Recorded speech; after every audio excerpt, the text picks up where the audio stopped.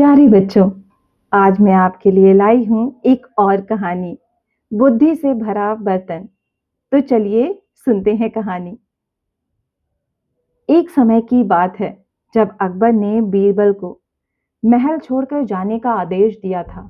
इसके बाद बीरबल किसी छोटे से गांव में जाकर एक किसान का वेश बदलकर खेती करके अपना जीवन गुजारने लगे। शुरू शुरू में तो सब ठीक था, लेकिन जब भी अकबर के दरबार में मुश्किलें आती तब अकबर को बीरबल की कमी महसूस होती। समय गुजरता गया और अकबर को धीरे धीरे अपनी गलती का एहसास होने लगा। फिर एक दिन अकबर ने बीरबल को महल में वापस लाने के लिए सिपाहियों को आदेश दे डाला। बादशाह अकबर का आदेश पाकर कुछ सिपाही बीरबल को ढूंढने निकल पड़े। उन्होंने काफी गांव जाकर बीरबल को ढूंढा, लेकिन वह उन्हें नहीं मिले क्योंकि बीरबल तो वेश बदल कर रह रहे थे। अकबर को जब इस बात की जानकारी हुई तो वे काफी निराश हो गए। अकबर जानते थे कि बीरबल भले ही वेश बदल कर रह रहे हों, लेकिन वो अपनी बुद्धि की वजह से जरूर पहचान में आ जाएंगे। इसके बाद बादशाह अकबर के दिमाग में एक बात आई और उन्होंने सभी गांव के मुखिया को संदेश भिजवाया कि उन सभी को एक बर्तन में बुद्धि भरकर राजा को देना होगा। अगर वे सब इस आदेश को पूरा नहीं करते तो इसके बदले दूसरे बर्तन में हीरे मोती भरकर राजा को देना होगा। जब यह आदेश सभी गांवों के मुखिया तक पहुंचा तो वे सब चिंतित हो गए। वे सभी सोच में पड़ गए कि भला बुद्धि को भी कोई बर्तन में भर सकता है।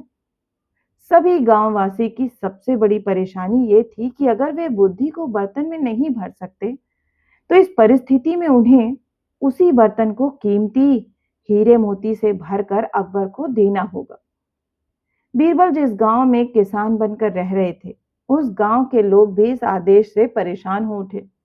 बीरबल को जब इस अजीबोगरीब आदेश की जानकारी हुई तो वे समझ गए कि बादशाह अकबर ने ऐसा आदेश क्यों दिया।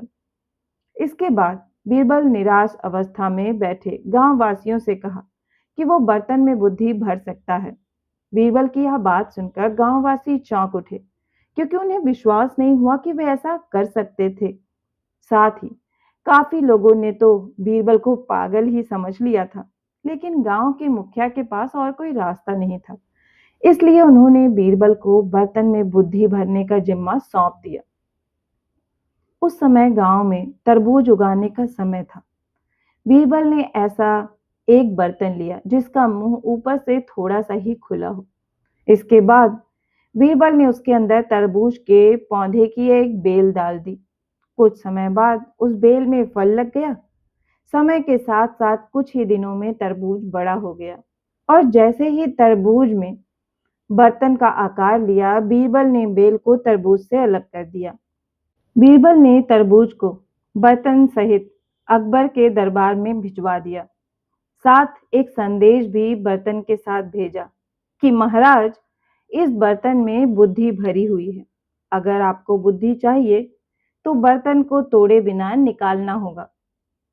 जैसे ही वह बर्तन अकबर के सामने लाया गया और जब उन्होंने शर्त सुनी तो वे समझ गए कि ऐसी बुद्धिमानी बीरबल के अलावा और कोई कर भी नहीं सकता। इसके बाद बादशाह अकबर बीरबल को लेने उनके गांव निकल पड़े, उन्हें वापस महल ले आए।